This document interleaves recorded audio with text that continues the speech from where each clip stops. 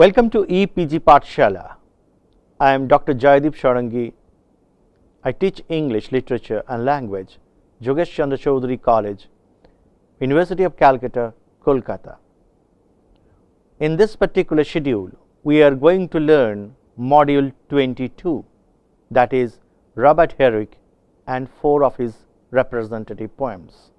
This module is written and prepared by Dr. Kalyani Dikshit, Dayananda Anglo-Vedic PG College, Lucknow. Hello friends. In this particular module, we are going to look at the contribution of Robert Herrick. In the previous module, we have learned one of the dominant issues of the early Elizabethan lyrics, Carpe Diem. We will examine how Carpe Diem is a recurring factor in this particular poems. At the same time, in details we will study Robert Herrick, one of the cavalier poets of his generation, and 4 poems that we are selecting will be discussed in details. Hope after the module you will have a comprehensive view about the early Elizabethan sonneteers with reference to the cavalier poet Robert Herrick and his representative poems. Friends, Robert Herrick was born in the year 1591. His father committed suicide when he was very young, but this gifted boy translated his sentiments into poetry. I think for many of us it is inspirational. He died as a bachelor in 1674 at the age of 83. He belonged to the group of cavalier poets. The other poets of this group are St. John Suckling, Sir Richard Lovelace, and Thomas Carew. Robert Herrick was a prolific poet. He composed 2,500 poems approximately, so you can easily understand the vastness of scope and parameters of Robert Herrick. The best known work for Robert Herrick is Hesperidus, and Robert Herrick is famous for our short lyrics. Some of his poems were written in momentary transitoriness, and they reflect monometers. And friends, by the time you have profound understanding of Carpe Diem, let us even then talk about the relationship between Robert Herrick and Carpe Diem motive. He also wrote some important and immortal poems on Carpe Diem motive. Herrick's collection of poems entitled Hesperidus is noted for the famous leitmotif Carpe Diem, to the virgins and to make much of time are so to remember with. His poems contain the message that the life is transitory, short, not permanent, and one must make the best use of time which he or she is in. His other famous Carpe Diem poems are To Daffodils, To Sylvia, To Wed, A Lyric to Mirth, On Himself, To Live Merrily and to Trust Good Verses, The Changes to Cornea, To Be Merry, To Blossoms and Corinna, Going a-Maying, To Live Merrily and to Trust Good Verses. Poems on famous personalities. Robert Herrick made poems or wrote poems about different subjects. In our following discussion, we will trace out some of them. Number 1, poems on famous personalities. He composed poems on famous personalities like Sir Clipsey Crewe, Mrs. Elizabeth Wheeler, the Earl of Westmoreland, the Countess of Carlisle, Earl of Pembroke, Duke of Richmond, Earl of Dorset, Sir John Berkeley, Mrs. Charles Cotton, Mistress Bridget Lawman. So you can easily understand how popular he was and how he wrote on popular figures in England. Now let us talk about his Julia poems. The most common and frequently occurring character of his poems is Julia. So Julia is a character recurringly used in Herrick's poems. He wrote many poems on Julia. Number 1, Upon Julia's Fall. Number 2, To Julia. Number 3, Cherry Pit. Number 4, Upon Her Blush. Number 5, On Julia's Picture. Number 6, To Dialysis. Number 7, Not to Shut So Soon. And Upon Julia's Clothes. Herrick is also famous for love poems. Love is the central theme or subject of his poems, and he places love as which can triumph over time. His poems on love are Of Love, Upon Love, I Call and I Call, Two Virgins, A Short Hymen to Venus, Not to Love, Upon Cupid, and Upon Her Voice show his ideas on love. So there is a host of poems dealing with love as set a contrast to the devouring or destructive features of time. Another important subject of his poems is nature. So there can be a spatial discourse on nature poems by him. His poems on nature reflect his eyes for beauty in natural phenomena. He wrote on daffodils, violets, roses, lilies, primroses, tulips, marigolds, blossoms, and pansies. That means the list or the catalogue is ad infinitum. So many flowers are covered under his discussion. To the virgins to make much time, gather he rosebuds while ye may. Old time is still a flying, and this same flower that smiles today, tomorrow will be dying. I think many of us are aware of these lines, which sum up the truth, the conflict between beautiful object and eternity. According to him, no beautiful object is eternal. Time has the last thing to say. Gather ye rosebuds while you may. Please collect rosebuds while you can. It means, or it implies, if it is spring, enjoy the blessings of spring weather. Old time is still a flying. Old time is there. Time is old. And this same flower that smiles today, tomorrow will be dying. The flower which look beautiful today, tomorrow they will lose their petals and charms and look not as good as today. The glorious lamp of heaven, the sun, the higher he is getting, the sooner will he raise the sun, and nearer he is to setting. The age is best, is the first, when youth and blood are warmer. All his poems celebrate the time of youth, where he says blood is warmer. That means that is the time when man should maximally utilize the time. You may forever tarry. Friends, we have already discussion on Carpe Diem. This poem belongs to the genre of Carpe Diem tradition. Carpe Diem is a Latin phrase meaning seize the day. That means the day fleets and you should maximally use the best time when you are passing through. Carpe Diem deals with the briefness of beauty and the devouring, destructive power of mighty time. Now let us talk about To the Virgins to Make Much of Time. The poem is divided into 4 stanzas of 4 lines. In the opening stanza, he weaves the metaphors of roses. Then he writes, gather ye rosebuds while ye may. Here roses are vehicles of sensuality, for the fulfillment of physical pleasures. Life of the virgin has been compared with the life of a rose.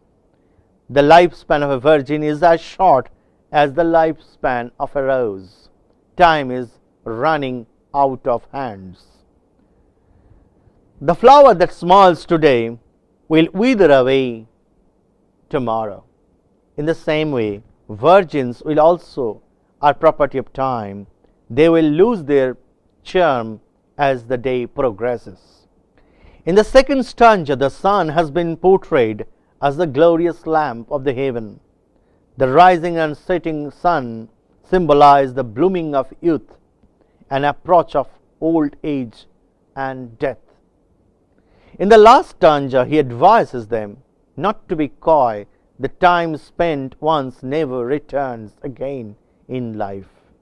So, both these poems we have talked so far have the tendency to discuss or portray the devouring or destructive feature of time. Even the onslaught of time is the reality or the hardship that one has to come along when things are described as beautiful. Now, another poem that we should read carefully, Corinna's Going A-Maying. Get up for shame, the blooming morn, upon her wings present the god unsworn. See how Aurora throws her fair, fresh quilted colors through the air. Get up, sweet slug a bed, and see the dew bespelling harv and tree. And this poem also talks about how the importance of time in man's life. One should get up and one should not postpone things.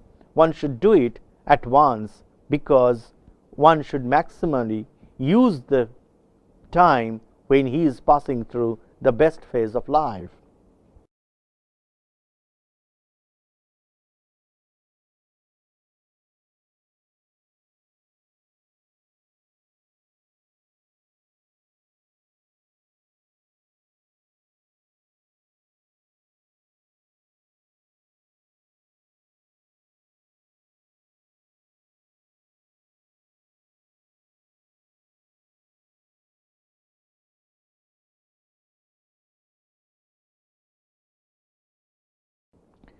Corinna's Going A-May concludes with a line, "Come, my Corinna, come, let's go a-Maying."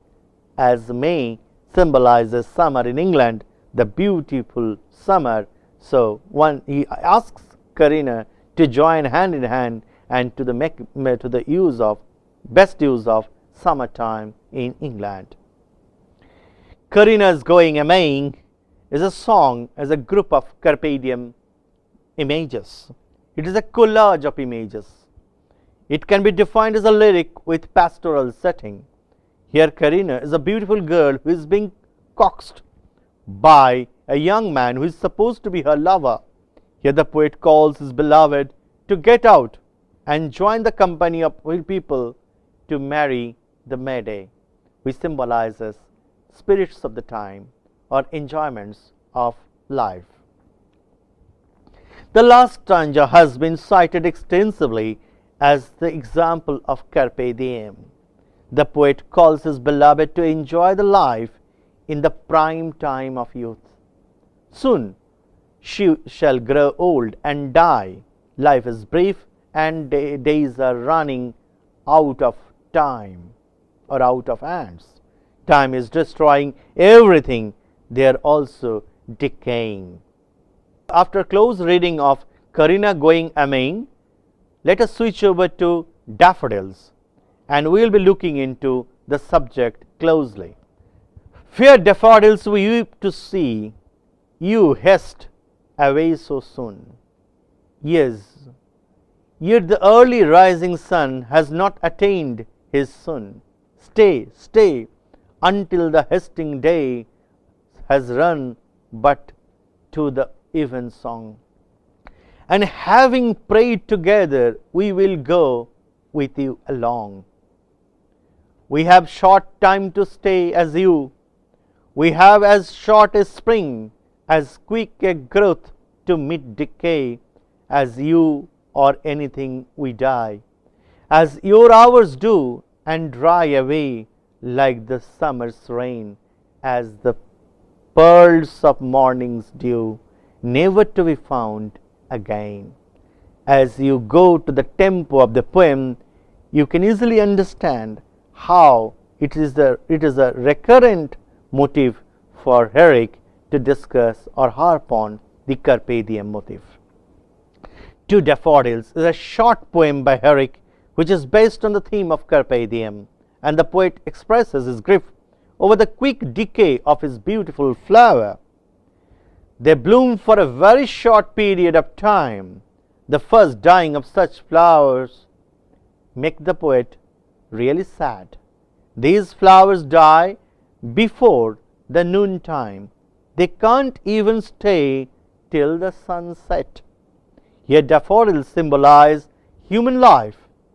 He praises the beauty of these flowers. At the same time, he categorizes them as party to time's onslaught. Two daffodils, he says, is just like the daffodils, we too have a short spring. Here spring season is symbolic to youth. Life has been compared to the rain of summer season, which also lasts for a very short period of time. It comes and goes. Hello friends, after the reading of daffodil poems by Herrick, let us switch over to the changes to Carina, in which we will also look into the subject of Carpe Diem from close reading of the text. Be not proud, but now incline your sharp ear to discipline. You have changes in your life, sometimes peace, sometimes strife. You have ebbs of fists and flows, as your health or comes or goes. You have hopes and doubts and fears, numberless as your years. You have pulses that to beat, high and passions less of heat. You are young, but must be old. To these you must be told, time ere long will come and plough, loathed furrow in your brow, and the dimmers of your eye will no other thing to imply, but you must die as well as I. Whatever beautiful you may be, you are subject to death and decay. This poem is addressed to Carina. Once again, here he advocates the changes in human life and sentiments. Here he wants her that being young and beautiful, she must not be proud of herself, because she too is a property to be old. Her physical beauty will decay as time's onslaught is a party to her. Her shining eyes will soon diminish, like all other living creatures. The poet warns her by saying that both of them will die soon, as they must make best use of their best time available for themselves. Friends, in this particular module, module number 22, we have looked at Robert Herrick as a lyricist, as a poet. We have also tried to embrace how Robert Herrick is important among the early Elizabethan lyricists. We have explained some of his poems with reference to close reading of texts, and we have tried to establish the fact that there is interconnection between the subject of Carpe Diem that we have elaborate discussion in module number 21 and application of that in module number 22. Thank you.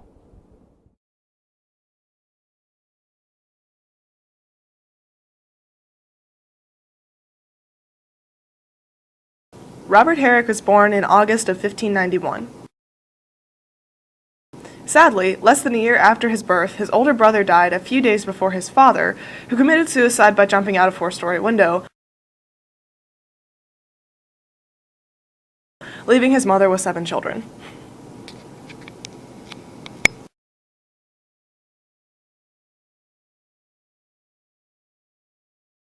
Robert most likely attended Westminster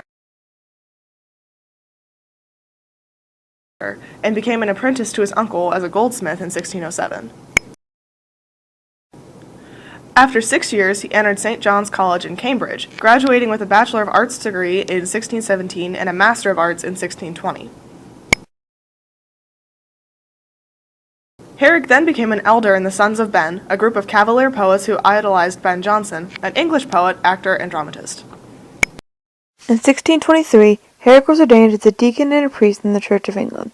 He later became a chaplain for the Duke of Buckingham and went on to survive a naval attack against the French. For his bravery, Herrick was given the vicarage of Dean Prior by King Charles I. Herrick presided over the vicarage for 17 years, until Devonshire became involved in a civil war in 1642. His unwavering royalism caused him to be expelled from Devonshire by the Puritans.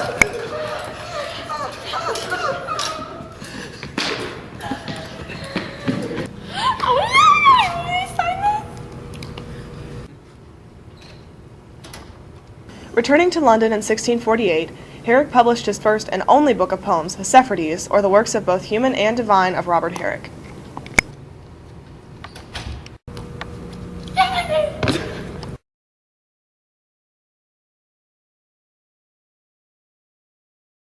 In 1660, he was restored to his vicarage and served there until he died on October 15, 1674.